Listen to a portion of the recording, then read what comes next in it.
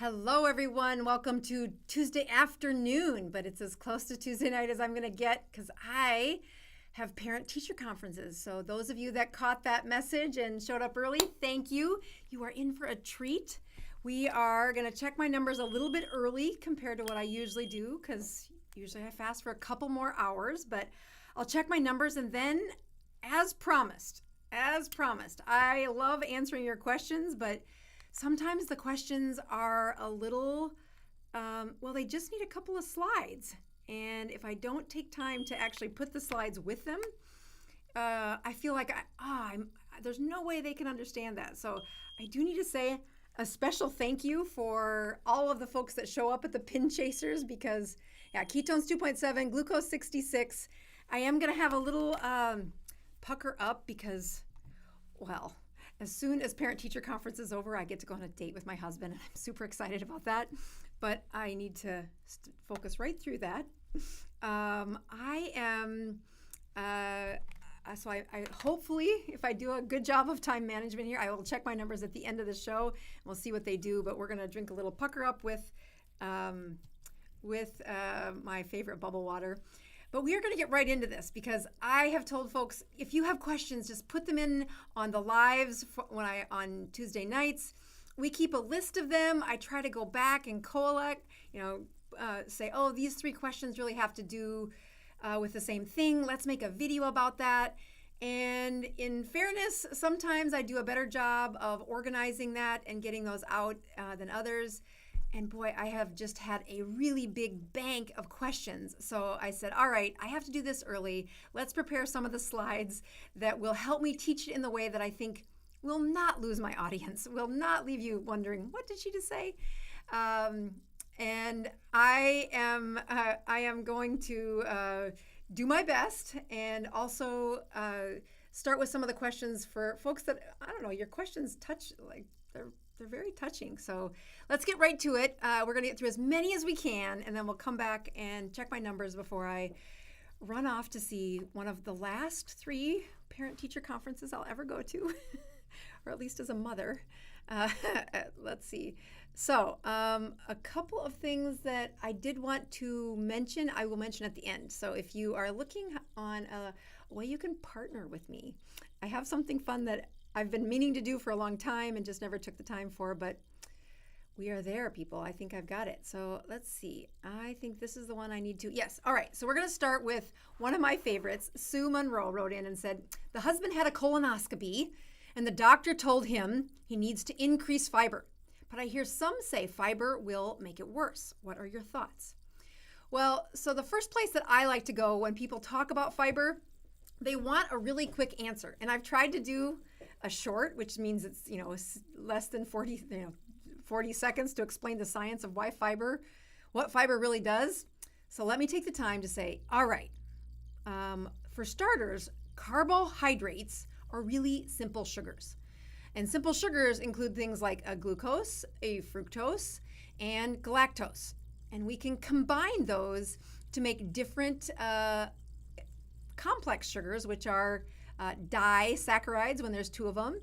So this disaccharide of glucose plus fructose is sucrose, or table sugar. If we take that glucose and we pair it with another glucose, it's actually called maltose, disaccharide. If we take that and we pair it with our green one called galactose, it's lactose, or the sugar that's found in milk.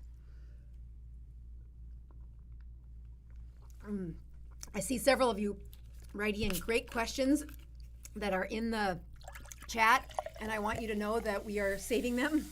So if I don't get to them tonight, please write down your questions. All right. So then we have a man-made sugar that is actually fructose plus galactose, which is lactulose, and that's what you're going to drink the day before your colonoscopy to make you to empty out your colon. And the reason why this is actually a great teachable moment for somebody who said, I had a colonoscopy and there were some things on the colonoscopy that weren't great. The prep to do that colonoscopy was this drug, lactulose, where they just, it's called Go Lightly, but I don't think it's Go Lightly at all.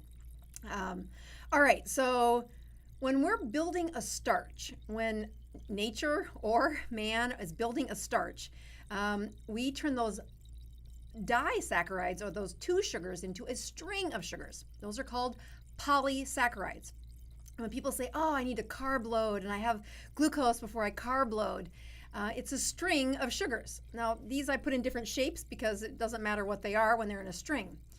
But if we would turn each of those upside down, the bonds between them change. And that string of sugars is now paired together in such a way that our gut, our non-ruminous gut, meaning a cow has a rumen that can break down these fibers, we don't, and it really goes in one end and is not absorbable. So there are several things that when you first summarize that a fiber is a string of carbohydrates, but then to remember that carbohydrates are not essential to live. More importantly, when you look at the two types of fiber we have, there are soluble fibers and there are insoluble fibers. The one that I've drawn here is an insoluble fiber, and this does not break down. There are lots of reasons why a physician will say, oh, add a little fiber. First of all, it's a quick explanation to say, oh, just slow things down a little. Your gut is irritated. It's inflamed. All right, so Sue, I'm getting to your answer here, where I like to point out this study, where it is a difficult place to find a study where they have looked at what does dietary fiber do for symptoms, and what are those symptoms relative to somebody who has less fiber, high fiber, or no fiber. So this study, and you can see the citation down there in the corner, we're looking at the percentage of symptoms in these patients. So they took everybody at baseline and said, if they have constipation and strain to get their bowels moving, everybody in the group had that. The next thing they looked at is they were trying to find other people with bloating, other people who actually had bleeding and then pain while having a bowel movement. So when you look at the beginning of these patients, this was the number of symptoms. Everybody had constipation and strained to get their bowels to move. So you could say constipated plus just bared down way too much on the toilet. And they said, well, let's put them on high fiber. And when they did that, they still were constipated and they still strained to open, but now everybody had bloating, and almost 2/3 of them had bleeding with their stools, and now the pain was up to 50% of the patients who did that. So they took those same patients and then they reduced the fiber. And the reduction in fiber said, wow, we have at least 1/4 of them that weren't constipated. About 2/3 of them still strained when they had opening. There was a decrease in bleeding, and there was bloating, bleeding, and pain. But when you had no fiber, zero fiber, and again, they put them on the diet, and I think it was 4 to 6 weeks that they followed this diet, there are no bars. Not because the slide's not working or it's not advancing. There are no bars because they had 0% of the patients had constipation, strained to open, bloated, bled, or had pain. 0. So this was one of those places where what I see in the clinic, it's sometimes oh, this is what the guidelines say, but boy, I did not have a lot of luck. I remember telling my diabetics, it's supposed to reverse blood sugars when you have high fiber diets. So let's get you, if you can't eat that much, because eating, I think the guidelines were 50 grams of fiber a day. I'm like, well, if you can't eat that much fiber, let's just put you on fiber substitutes like Metamucil. And their diabetes got worse. They did not get better. I sure as heck didn't reverse diabetes like we do on this journey I've been on. And in part, it's because what was really happening is their body, if you go back to the last couple of lives, the one where I talk about a cephalic response to before you eat, your brain anticipates that you're about to receive dopamine or pleasure. And along with that comes a spike in the insulin response for which is specifically looking at that, what ghrelin was doing, what leptin is doing. And that was measurable and repeatable, but it's also happening in my diabetics. So if we look here at the colon, I'm just going to do some pretty nice animation, I think. So here's the colon, here's our anatomy, and we're going to look carefully at when you look at the small intestine. I'm going to put a different color here. Let's make hold on a second.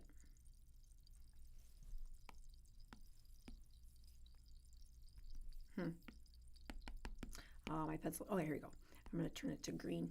Okay, so when the food is going through the small intestine, that section of your bowel doesn't do much with fiber. It does slow it down. That the real parts of where people get constipated has to do with the large intestine. And when you do a colonoscopy, that's what the doctor is looking at. Specifically, when they look and say, inside a colonoscopy, we see something that we think would be better if you lowered the, if you slowed things down, if you give the bowel a little rest, which then I think is opposite of what's happening when you give them fiber. If you want to rest the bowel, you should tell them to not eat. So if you're looking at some of the internal lining, this is again a little bit closer look at the intestinal lining.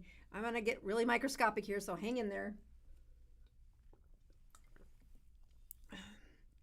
So specifically, this is the, let's see if I can do it. This right here is your lymph system. This is a lymph system, and this is your blood system. Let me try that again. This right here is your lymph system. Can you see my pen here? That's your lymph system. And then this is your, this is on both of them, but you can't put it on both and see them both. And the nutrients goes through this process, through this cellular layer.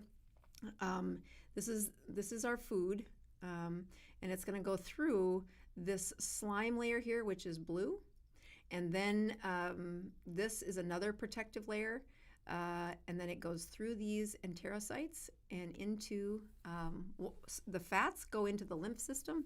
The nutrients that are small enough will go into this plexus, and several of them absorb right into the portal vein, which is where the highest density of nutrients come. But when you're looking at a colonoscopy, something where the doctor says you should have a little bit more fiber, see if I can make this, what is almost always the reason they say that is you see this blue slime layer here, it's almost always got holes in it. And if it's bad enough holes, I don't think you can see my red on top of that thing. Let's try a blue. You get a little punctate injuries where it's bleeding. I was trying to use red because then you could see that it's bleeding. But the first thing that happens is that slime layer disappears. The next thing that happens is that the constant abrasion from food, specifically those high in fiber, cause trauma. And we see this dramatically improve when people start having a high-fat diet that increases the rate at which you can, it decreases. It is a faster rate at which you can heal several things, but specifically the tender cells that are under that slime layer.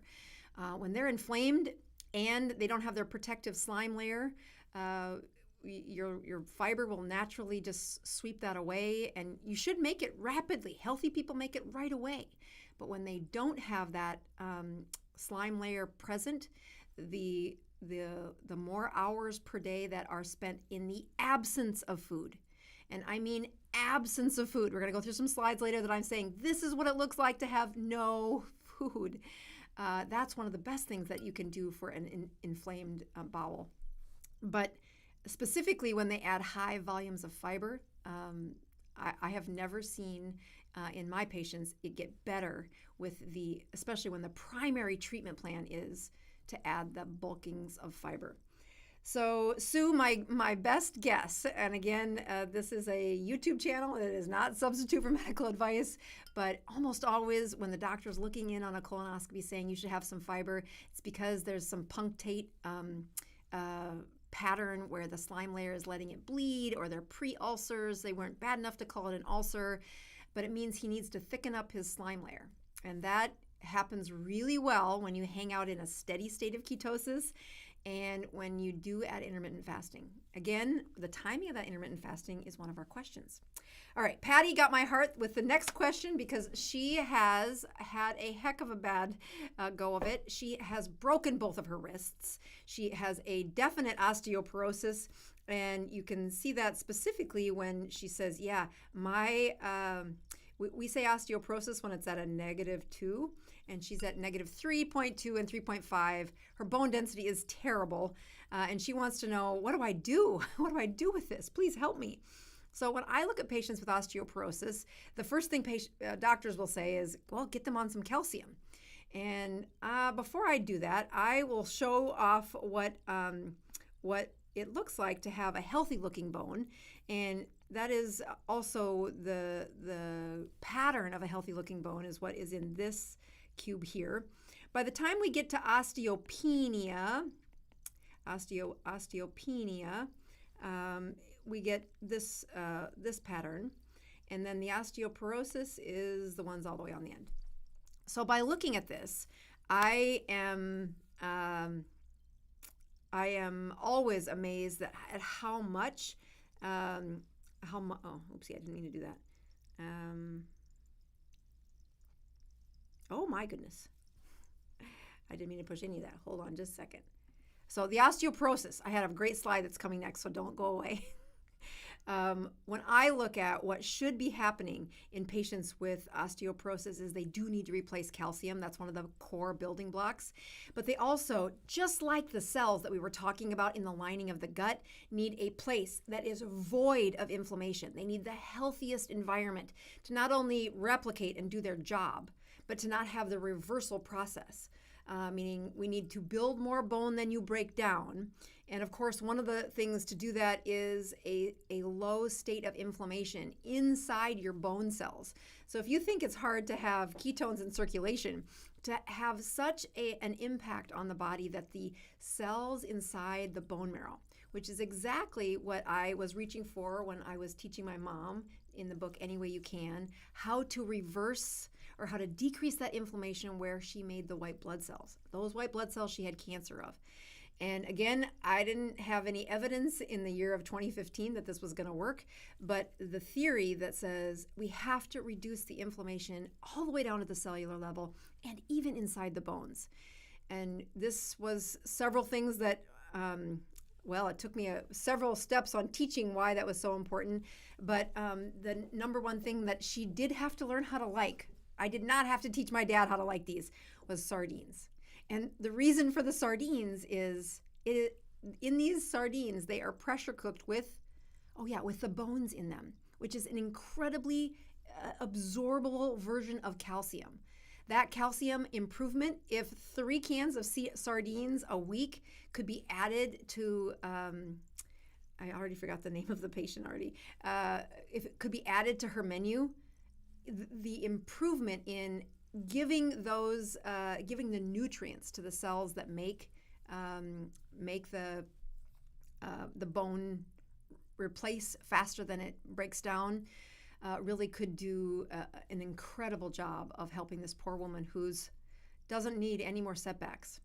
I mean, there are some really awesome medications out there. And again, I am not opposed to medications, but if you're going to have these expensive medications, which are designed to slow down the cells that break down our bone and that build up the cells and make them, allowing those cells that build our bone to get ahead, be sure that you have the right chemistry for those cells to work the best. That is a state of ketosis as often as you can, keeping it at least a Dr. Boz ratio under 100.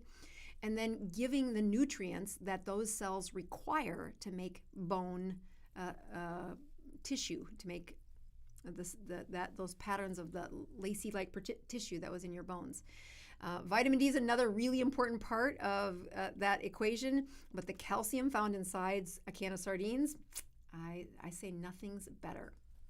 All right, so this is leading into one of the best questions, not best, but it took me a while to make sure I could get all these together for explaining how many days is it safe to fast. So if most of you are out there, I'll take a sip of my little bubble water here while I give you a chance to answer. What do you think my answer is? And for those of you that have taken my my 21-day course or have been have taken the online course Consistently Keto, there is a really, really important answer. It is at the end of the slide deck in the Consistently Keto. It's the final one. It's an hour long, but I'm about to give away that answer here because it's so important that instead of measuring how many days you fast, what I would have you measure is how well does your body do during a fast. It's not an accident that I fast and do this show at the end of the fast because I feel great. That is not the case when people are in the beginning of this story of a ketogenic diet. So there's another question coming up about somebody who is struggling to lose weight, and we're going to use this teaching to tie into that one. So the Dr. Boz ratio of less than 40. Now, I have here no insulin resistance. I've said that before, but I wanted to clarify that if you consistently are waking up with a Dr. Boz ratio under 40, the chances you have insulin resistant are very close to zero. But many of us have had insulin resistance and will hit the Dr. Boz ratio every once in a while under 40. Being consistently under 40, it is hard to do that. It is very difficult to do that. Grandma Rose did that when we were treating her cancer, but living there, it's difficult. Your body's going to reset, your body's going to adapt, and you constantly have to be finding a way that you can keep your mitochondria exercising, whether that's exposing it to heat or doing a couple days without any food.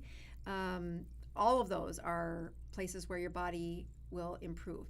For those of you that are new to this, the Dr. Boz ratio is the glucose divided by the ketones.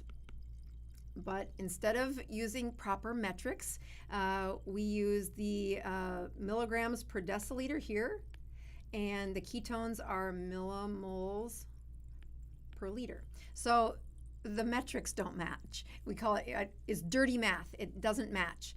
But it was so much easier for my mom when she wasn't thinking well, instead of getting a glucose to ketone index. So this glucose to ketone index of less than 40 is a GKI of, I think this one was 2. Yeah, and a GKI of 80 was 4. Yeah, and then a GKI of 20 was a 1-to-1, yes. So insulin resistance, when your Dr. Boz ratio is always over 100, pretty much you have insulin resistance. You're fighting insulin resistance. As we work at getting your Dr. Boz ratio down, that's really one of the metrics that I use to say, well, how good was your fast? But that's not the only reason. Many people got the right answer, which was 3 days. There is something very magical about the 72 hours that happen when you are fasting and what you get at 72 hours. So I have several slides, and it took me about 20 minutes to explain this whole study when I was in the video. But I'm going to skip those and say the key thing for having of why I want you never going past a 72-hour fast is let's first start by looking at what is norepinephrine. I mean, that reason that I feel so good right now, what is norepinephrine at the end of 72 hours for healthy people? Well, norepinephrine is really tricky to measure. It is this hormone and a neurochemical that it gives you energy, but it also kind of sparks your brain into this high gear. But it's not just like a steady line. It kind of floats up and down. So we look at what are the peak levels when people are, when we're studying norepinephrine. So that 1716 is the average for the folks, these healthy folks. What was it before they started their fast? But some of them had as high as 290, and some of them had 1142. And what they were trying to look at was what was the peak amount of norepinephrine they had in that day. Again, norepinephrine's weird to measure. You're not going to go to your doctor and say, oh, what was that? But you can see by 24 hours into their fast, these healthy people, and by definition, the healthy people were folks that, like, I would not qualify for a healthy person because I've been more than 5 pounds heavier than I am right now. Yeah, that's what they wanted for healthy people. I also think they were under the age of 35, so I wouldn't qualify. All right, so by 48 hours, these healthy people, again, stable weights, perfect BMI, didn't have enough trips around the sun. They were younger folks, average of 3,400. And by the time they got to 72 hours, they were feeling pretty good with a norepinephrine of 3,700 on average. So the other thing that happens to these healthy people when they're fasting was by 72 hours, they would start out with a growth hormone that peaked around 5, not too much. But when they would fast on the second day, again, by 24 hours, we're looking at what was the peak of their growth hormone. Maybe it reached 7.5. By 48 hours, they had hit a peak as high as, I think it was 14. By the time they hit 72 hours, they were at 17.5 was their growth hormone. So again, really good spikes in your growth hormone by the time 72 hours hit.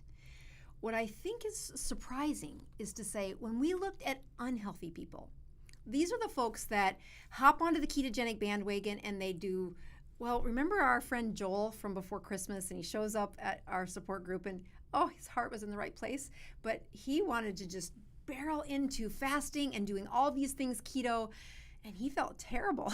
And I'm like, yeah, you have no norepinephrine flowing through your system. And here's what unhealthy people, this is what happens with insulin resistance. First of all, their average norepinephrine was much lower than folks that were healthy. So at the beginning, before any fasting, they have a low grade level of norepinephrine. When they denied food for 24 hours, there was really no change in the norepinephrine. Not one stinking difference in the statistics. By the time they got to 48 hours of denying food, they had a little bit of a hiccup, like 900. I don't think that's enough for the pain of going without food for 48 hours.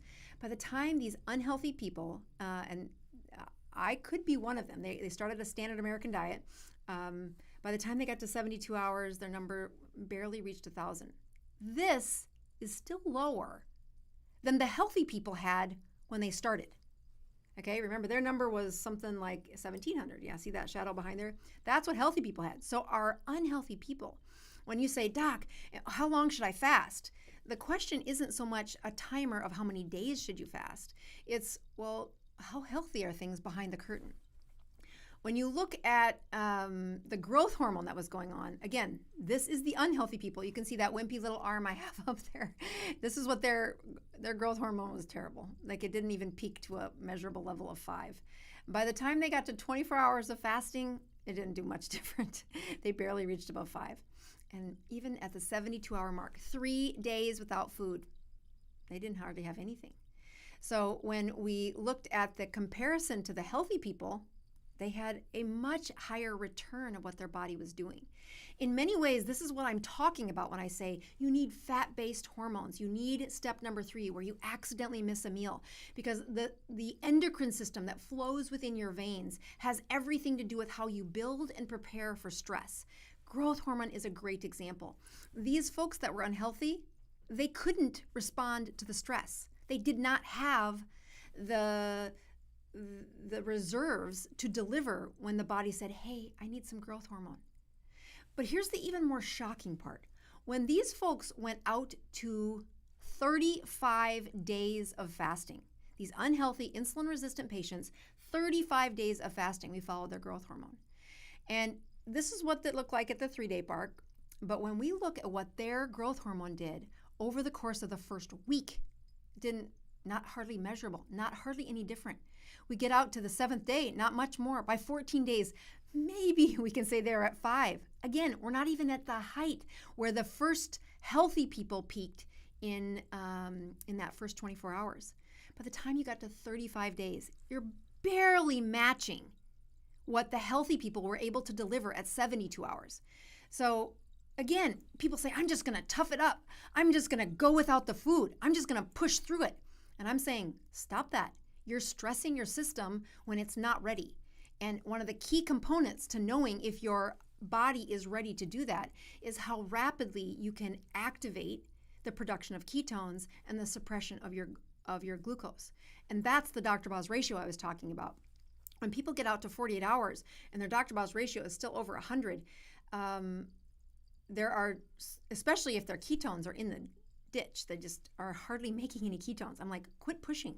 You need to slowly follow these steps in the keto continuum, which has a lot more to do with supplying the body with the nutrients that you need at the beginning.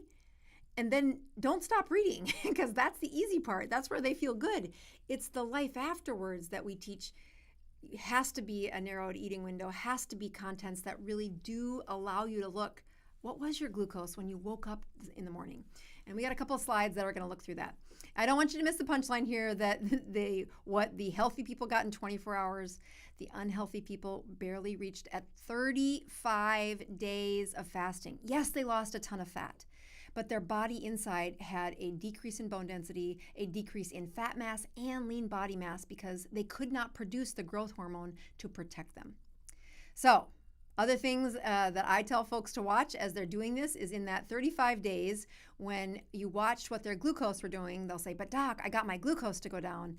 At the beginning, when they come from insulin resistance, I mean, they didn't get their glucose in the 70s until like 3 weeks into fasting. I don't want you to wait that long. I want you to see the returns on your investment within 72 hours. And if you cannot get there in 72 hours, you need to be backing up, slowing down, and following the steps in the keto continuum. This is what we do in that 21-day course. We create support groups that we don't keep track of once you're done. We say, go, fly away, do your thing, have your life back, because now all of you in this support group know the rules, which has a lot more to do with your improved outcomes. So here's an example of somebody who had a fasting window and what their glucose and ketones did.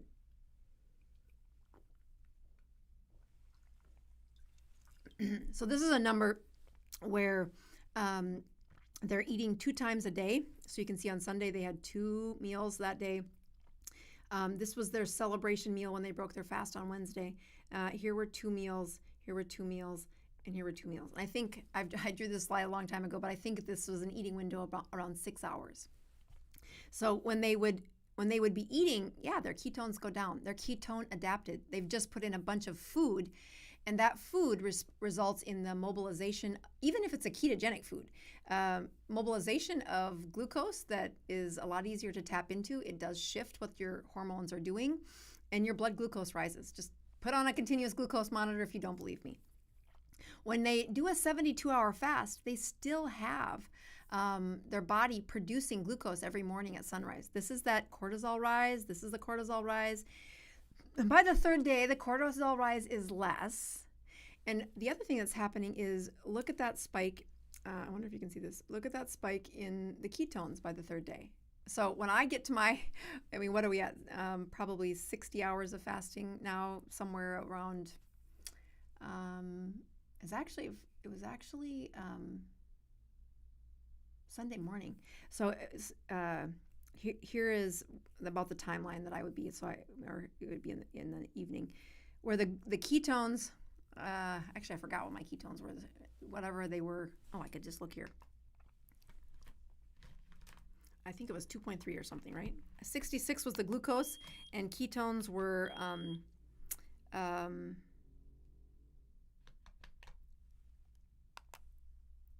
well, you guys probably know it faster than I do. So let's just pretend like it was 2.3 or 2.3 on my ketones, and the glucose was 66. So that Dr. Boz ratio, pretty good, but it takes me till the end of that 60th hour to really see that stress in my metabolism happen. Now, I know that the growth hormone and the norepinephrine are doing well because I can feel it. I feel great. I should fast all the time, but I like food too much. The key component here is when people are saying, Doc, how long should I fast? There's almost like this self-punishment they're doing, which is, if I just deny myself food, I'm sure I'm going to get healthy again. And that's not how it works. Your body will sacrifice the breakdown of your bones and your muscles when you are putting them into the stress mode. And that is clearly evidenced by those folks that were followed for 35 days of no food, salt and water only. Incredible study, never will be done again. This was the one in the Minnesota trial in like the 1970s. But that growth hormone was, oh yeah, that was a teachable moment there. All right, so next question is, do exogenous ketone. Kathy writes in and says, if you drink ketones in a can in the morning, does that constitute opening your eating window? Well, the answer to your question is depends on what exogenous ketones you're actually drinking. So I put these 3 out here. So you know the pucker up that I use. This one is liquid BHB.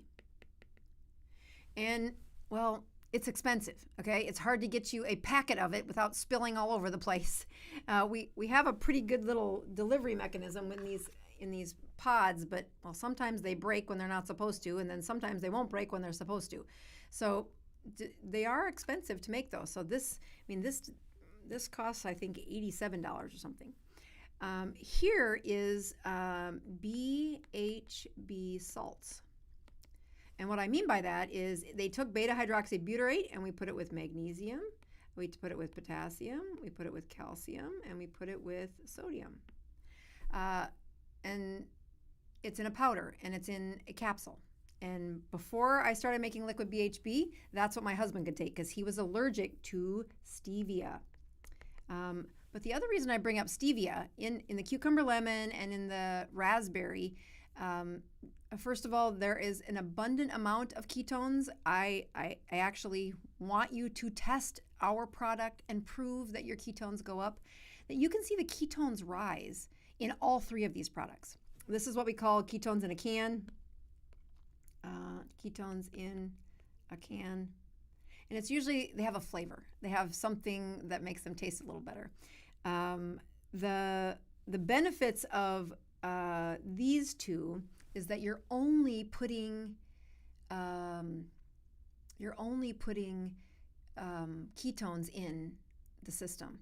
So does it break your fast? I don't consider it breaking your fast when you take those in. However, I would encourage you to not take in ketones unless you're in a fit. You're like, I'm going to break my fast. I'm crabby. I'm irritable. First of all, take time to check your numbers. Look what's happening. Usually it's a time where your blood sugar is really lowering. So just check to make sure that you're of where you are right now, and then you're going to want to check in a half an hour. The second thing that I encourage people to do is, if you haven't seen this page in the workbook where you take time to either do left-handed loops or find a meditation for 10 minutes and watch what happens if you can just escape that crabby, irritable mood thingy. Then check your numbers again before you actually break your fast. That when I think of ketones in a can, they do have stevia in them, and there are many of my insulin-resistant patients that have much more of a reaction of their blood glucose and of their insulin than they should have, than healthy people have. Healthy people do not have much of a response for stevia. That's why I chose it.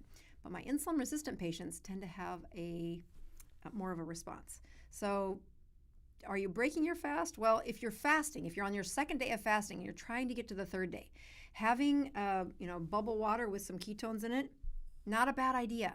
The only thing that can happen to these ketones, and the ketones in here, but you also have stevia in there and some flavoring. So these are clean. There is only ketones in there. You swallow them, there's only 2 things that can happen. You're either going to burn them for energy or you're going to pee them out. Once your body has a ketone, it can't store it again. There's no backwards route to that. That's why we say when you're in a ketogenic state, you're actually peeing out calories. I think that's pretty cool. So I actually have, I used to tell folks when they first started fasting to add MCT. MCT does a way better job of keeping ketones high for a longer period of time. But I just found when people would be supplementing with that, they did not get the flex of what I wanted their metabolism to do. So I stopped saying that. I don't see that problem when I use ketones in a can, especially if it's the cleaner version of that. The other thing that I encourage people to do when it comes to the ketones in a can is, like, raspberry lemonade is my favorite, right? It's kind of tart. When compared to other brands, it's not as sweet. But from the day I formulated that to now has been 6 years. And I think it's too sweet. So when I do have ketones in a can, I add Pucker Up. I add more ketones because I just think it tastes better. I just think I like the sourness. I don't like the sweetness of it. I tried to dilute it down, but then you're also diluting down the ketones. So I'm like, well, what am I drinking it for then? So as you advance along, ketones in a can is a great place to begin as you get more adapted to that sour taste. How I do it is I add Pucker Up to it. All right, let's go to this next question, which is from last week. And I am so thankful for several of you that wrote in saying that my support group from this morning also said, that was the I loved that live last week, which talked about how a morphine-like substance comes from gluten, from wheat, and from casein, or the protein found in milk. So the question, though, I lost some of you. It's only been the second time I've explained that to somebody out loud. And so they said, when it comes to DPP4 depletion, how do we know if we have enough? So let me remind you what I was trying to teach last week. So here is this DPP4. It is found, this is your slime layer right here. This is the DPP4 molecule. You have to have zinc around for that DPP4 molecule to work. I also think that's something I might not have mentioned last week. And this is the place where the food is supposed to go through here and be absorbed into the bloodstream. Okay, so that's the normal order. It's the same little drawing that I was showing you a few slides ago, but this is even more microscopic than that. So when you take in gluten, here's one example, it could be casein, and your pancreas delivers its pancreatic enzymes, again, into the lumen. This is where the food is. This is the lumen. Oopsie, let me try doing this. Lumen. Lumen means the hose, where the food goes. Okay, so then pancreatic enzymes bind with gluten, and they create a molecule called gliadorphin. Now that gliadorphin has to bind with DPP4 to convert into two or more, but usually it's 2 amino acids. Those amino acids are just amino acids. They don't do anything. You just absorb them and they're harmless and you don't do anything. But when you eat a glutton of gluten and your pancreas tries to squirt out enough pancreatic enzymes to get it to absorb, and then it's going to push it into that DPP4, and your body says, yeah, you ate too much. And ask me how I know. You ate too much. Some of the amino acids happen, but many of those gliadorphin absorb right into the body and become that morphine-like substance that does pass through the blood-brain barrier. I had a person at group this morning who said, yeah, I used to buy those creamers by the liter, like 3 to 6 liters of creamer so that I would never run out because I was totally addicted to them. And if you watched last week, you know, that's exactly, I didn't know it at the time, but I'm like, wow, I really like this. I actually have had a tough time saying no to this. I went a little crazy to get some when I was sleep deprived and said, I just need my creamer. Okay, so somebody who goes by the handle of Moist Toast says, is autophagy effective for skin scar reduction from acne and stretch marks? This is a great question, and I have had this autophagy question before, but I really think it takes a little bit of education and a slide to say, well, what am I trying to say when I say, well, you got to think about that a little differently.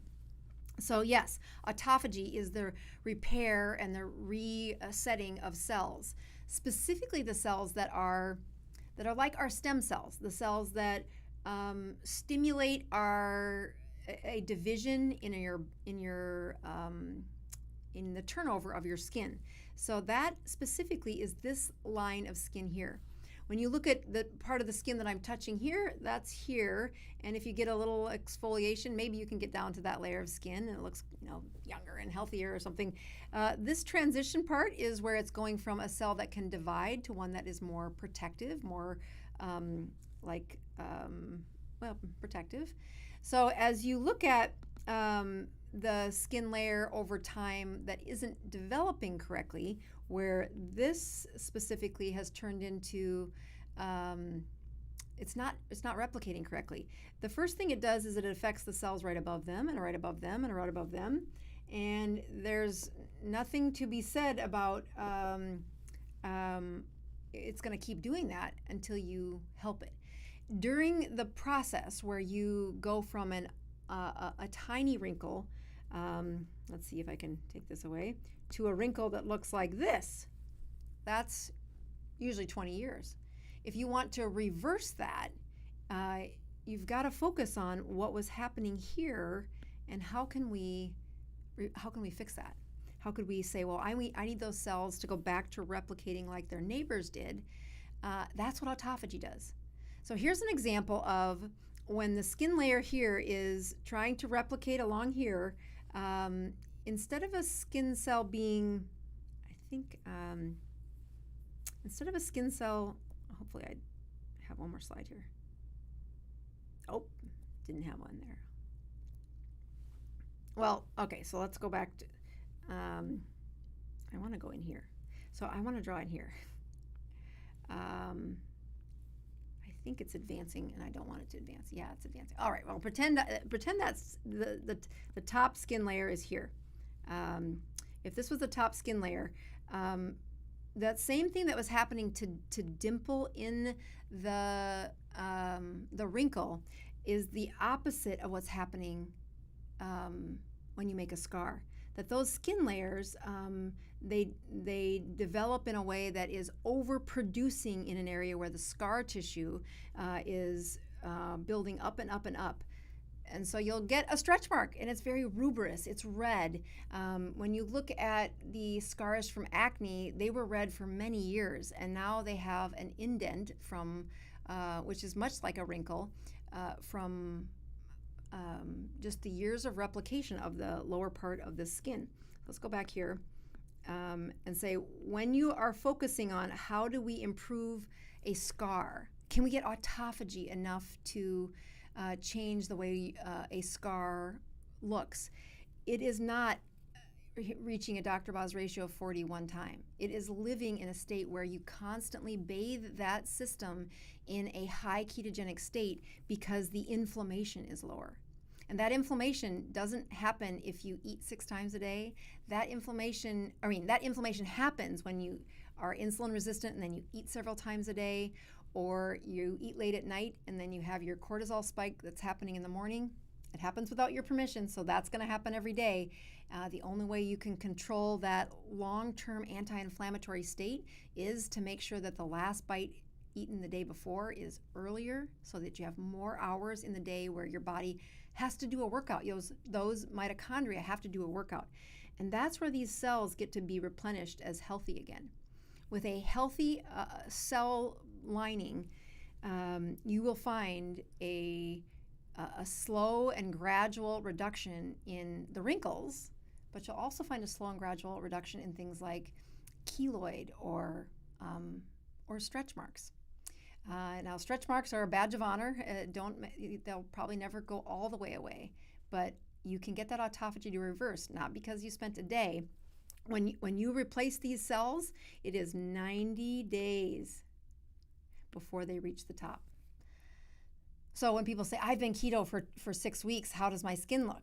I mean, some things, their skin does look better. But to say what is the true effect of what that ketosis is doing for the division of those cells, how much autophagy has replaced enough cells to not deliver a wrinkle to their face, that has to do with a 90-day cycle. So the answer to your question is yes, but to know how you get there and how to set appropriate expectations for whether or not you get there, that's what I was trying to answer with those slides. All right, Trisha writes in and says, can you do keto with gastroparesis? And will it help? Good question, Trisha. The short answer is you have gastroparesis because something isn't right with your nerves. At least that's the most common reason people have gastroparesis. Let me pour a little more water here. Gastroparesis is the stimulation of your body to send an electrical conduction from one end here to the next. And so it travels from the nerves that sent the message down here, along there, and then all the way down to this dendrite, and then it sends another message along there. When you are doing, when the peristalsis is working correctly, it is a wave, it is a kind of a wave motion along the gut. And in gastroparesis, it's that you are not sending that wave of muscle contractions along the gut. So I guarantee that you are alive today and not using a feeding tube because you move the food somewhat, you just move it slower. So if we look at what usually happens, and again, this is a statement that I could not have said 40 years ago, the most common reason for gastroparesis is that, see how this nerve cell it's got an opening, it's got the nerve is exposed here. So if the electrical conduction came here, it's not really electrical, but if the signal came along this nerve, got through these two fat cells, but got to the section here where there's no more insulation, you'll see the energy leave out there. And maybe a trickle gets along here just enough to get to the end of that nerve. Well, that's not going to move, that's not going to contract that muscle very much. So another way to look at it is this is a nerve that has the moth-eaten nerve cells. It's not usually just like a scraping off of one side. It looks like a moth is coming and eat a bunch of it. It's moth-eaten. And so when I look at here's a place where the energy would come out, there's it coming out, here's it coming out. Along the way, these energy solutions don't have. That's how it looks when they've been diabetic for many years. It's the same nerve problem that happens when people have neuropathy of the feet. And so you ask, will a ketogenic diet help? The reason this inflammation happened, the reason this moth-eaten happened was because of this high inflammatory state. And just like the bone cells for the gal asking about osteoporosis, and just like the skin cells about the person asking about their scars, if we want at a cellular level for there to be repair, we need to have no inflammation. That improvement in cellular function starts at the chemistry set flowing through their system. It's why every week I check my numbers, not because I like poking my finger any more than anybody else does, but to show you it's the real deal. I'm not going to get the benefits from this if I don't flex my system and live in a ketogenic state. This is my favorite one. So the key component there, though, before we do I think there might be two left. Maybe this was the last one. Well, we're going to finish and this slide deck, and I might do this again next week just because I didn't get through all the questions that were waiting there, and now look at all the ones you guys put in for next time. But it's what we want. We want you to have a place to answer your questions. We really care about this here at the Dr. Boz Show. And I am not the first one to say, hold on here, that the answer is obvious and is a 30-second glib. Some of your questions I turn into videos, but a couple of them aren't videos at all. They really do take me explaining the slides and going through it a lot slower. Because when I do videos, well, they're awfully short. All right, I want to show you one thing about how you can become our partner. So hang tight here, and then we're going to get to what I think is the best answer. Maybe second best answer. Let's go here. Here, and then I need to go over to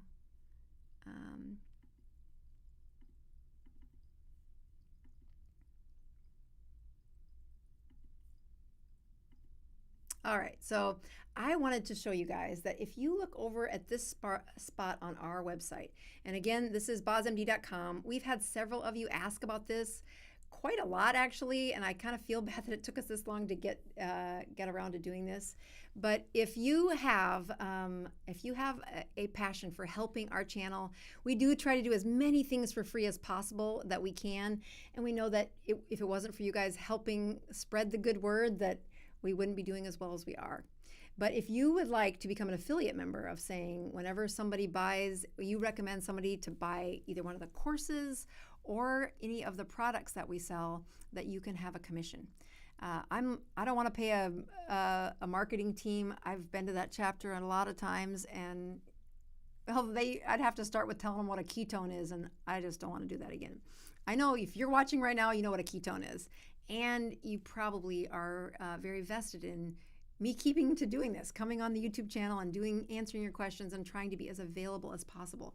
So if you're looking at becoming an affiliate, you can go over here, click on here, and we will help get you signed up on how to help keep our channel alive and healthy without a bunch of advertising in other places. So thank you for those of you that have already asked about that, and especially for being patient that it took us this long to set it up. All right, let's get back to our questions. Tiffany had a great question, and this is the one where it might take me a good hot minute to explain all this, so I hope you're still watching. Tiffany H. writes in and says, I've been OMAD, which OMAD breakfast, so 1 meal a day. She does it just like I'm asking her to, which is put that meal in the morning. She did it for 3 weeks. She did have 2 meals on Sunday. Oh boy. I mean, she's still doing great is what I'm saying. Don't think that of as bad. Like most days of the week, eating 1 meal a day is very difficult. Everything she's eating is keto. My ketones are awesome, 2.9, and her blood sugar is 78. I would love to know if that's first thing in the morning. But I gained weight. I have not cheated. She's like, don't accuse me. I'm sure you haven't. And I'm also hungry at night. Why? Oh, Tiffany, this is such a good question. This is such a good question. And I wish you could come to Tuesday mornings because this would be totally a teachable moment. But she's OMAD, she's keto, and she's gaining weight. What's going on? All right, so the first thing that I want to point out is here is an example of somebody who would be at keto continuum number 4, which is they have 2 meals per day. So that's a meal right here and a meal right here. And when they have that meal, their blood sugars rise a few points, not terribly high. Their ketones are not very high during the day. If they were to check their ketones during the day, they would be pretty low.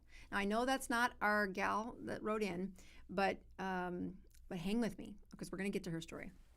So again, what I want you to take notice that over here we have a glucose rising and going, and over here we have ketones going up and down.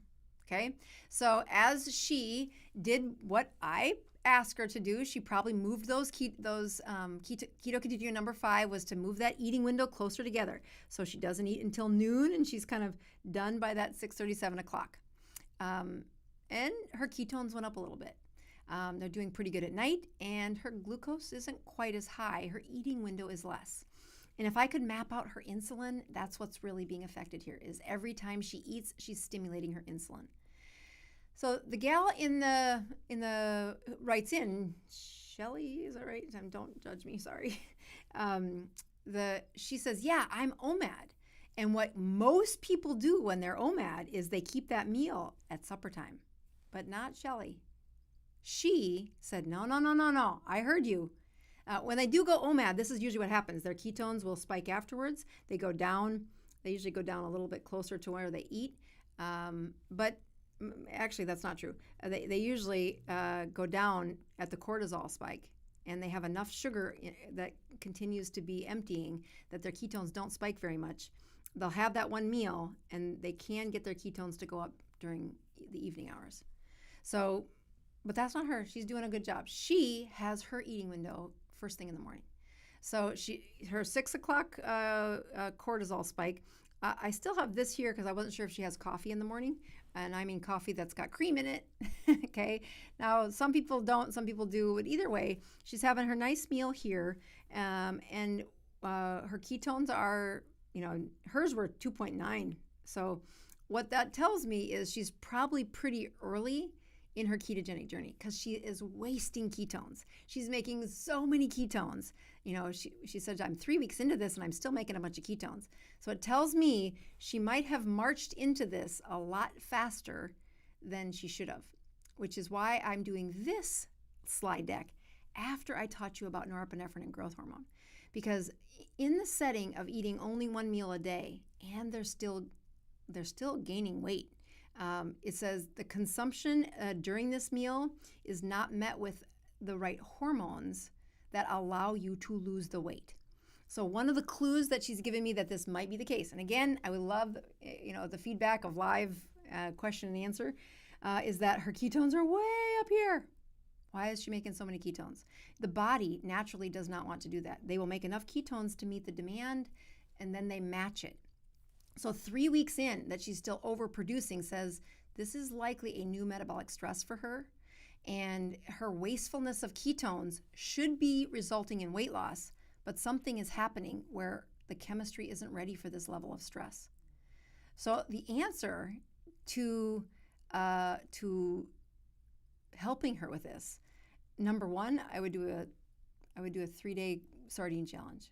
You can't believe how much it suppresses appetite, and they get to feel this surge of what happens when peptide YY is high, when cholecystokinin is high, and they don't believe me. On the first day, they're burping up their sardines, and they don't like it, and doc, this is terrible. I don't want to do this.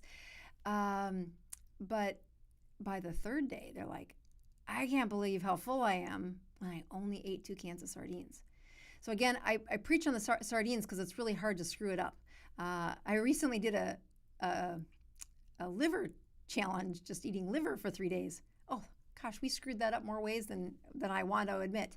The danger is it's just hard to eat liver, just straight liver. It's okay to eat sardines for 3 days. It's a can, you open it, you get a spoon. There's no more preparation than that. You can't really screw it up. But what she would do with 3 days of sardines is you would really see how well, does she have satiety by the third day? Remember, for the sardine challenge, there's no timer when you eat. Anytime you get hungry, eat. Anytime you feel hungry, you eat. But the only thing you eat is sardines in oil. And of course, we want the bones in there. We want the calcium. We want the nutrients. I'm trying to stimulate the production of your endocrine system. Now, if you've I don't know how long ago she wrote this in, so it could be that she's, several weeks later that this answer is coming to her. But if you got to 3 weeks of OMAD and only 1 day where you had 2 meals a day, first of all, you did awesome. There is a lot to be proud of there. You have the right idea. I just think you probably did, and this is based on just how much extra ketones you were making. It says, I bet this is a new metabolic stress for her. If I was doing OMAD as well as you are, my blood sugars would be 50, 55 every day. So your blood sugars are probably way better than they've been in the past.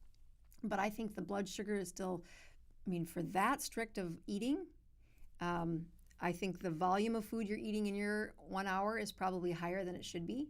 So turn that into sardines. It's really hard to overeat sardines. When people say, I'm eating keto, I'm like, how keto? How keto?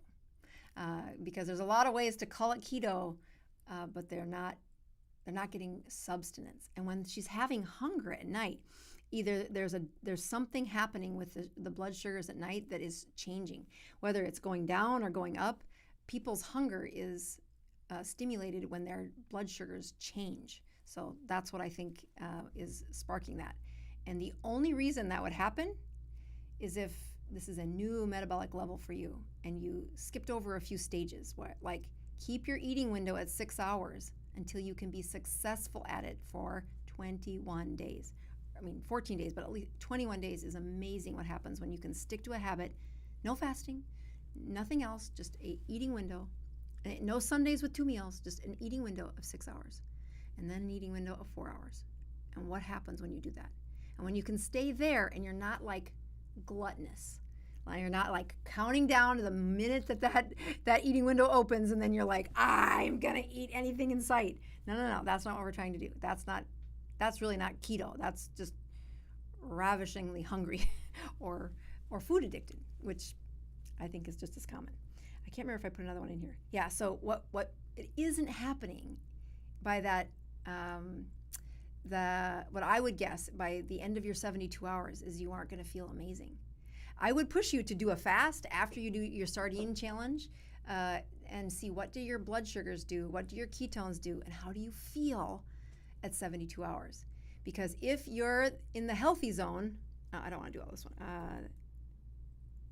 Hopefully it goes through pretty fast. If you're in the healthy zone where your body is rising to the challenge, it won't hurt. You will feel good by the end of those 72 hours. But I'm going to guess that 72 hours will be you aren't going to feel as great as, at least you wouldn't have had you done this at the time you wrote that in. Maybe it's been a few weeks and you're doing better. But to gain weight with what you're doing says you don't have the endocrine system to back up what you're asking your body to deal with. Yeah, I didn't want this to go so slow. Sorry, I forgot to speed that up. So there's the background. So what I'm worried about is that you're closer to this version of norepinephrine than the healthy people. Now, if you watch the hour-long video, you'll get to see what happens when they're keto adapted. And the answer is it's even better than the healthy people. So you really should feel that good when they have growth hormone. I want to go on to the next. I think there is one more question. Yeah, let's go to this one. Final one, and then I will call it good. Vio writes in and says, can a thickened gallbladder wall be reversed? Or is the only way to fix it to take it out? The only way to fix it is not to take it out. So remember, the gallbladder, and this is a great test when people do a sardine challenge. The gallbladder listens to mastication and cholecystokinin, which happens when you start chewing, for how much fat are you chewing? How much fat is coming in through the mouth? And when they first eat those sardines on the first couple of days, they have not eaten this high of fat in a while, specifically the kind of fat that's in fish. So they burp it up. Like, I eat those sardines and I burp it up. I'm like, yeah, get past it. Just give your body a chance, because it's going to make the amount of bile, which is what your gallbladder is storing. Your liver is going to make the amount of bile. Your gallbladder is going to secrete the amount of bile relative to what you did the day before. So if it's your first day of eating sardines, your gallbladder doesn't have a chance. You have to get to that second or third day before you're like, oh yeah, I'm not burping it up as much. That's because you had enough bile to emulsify your sardines and their oil and absorb them. Okay, so a thickened gallbladder. So here's our pretty picture of a gallbladder. And when I look at what happens when a gallbladder lining gets thick, is that it's inflamed. And so that happens with a high state of insulin. And that instead of a nice contraction, muscle that contracts, it becomes very thick. Sometimes there are stones gallstones that get in there. When the gallstones are in there, if they start out at that size, that can still fit down and end up in the gut, so you get rid of it. But if the gallbladder is thickened, the stones get bigger and bigger. So what melts those stones and what takes this gallbladder wall from being inflamed to calming down? And you might have guessed it by several of the other questions I put in this slide deck. The answer is the cellular inflammation is related to the chemistry set that you've got flowing through your veins.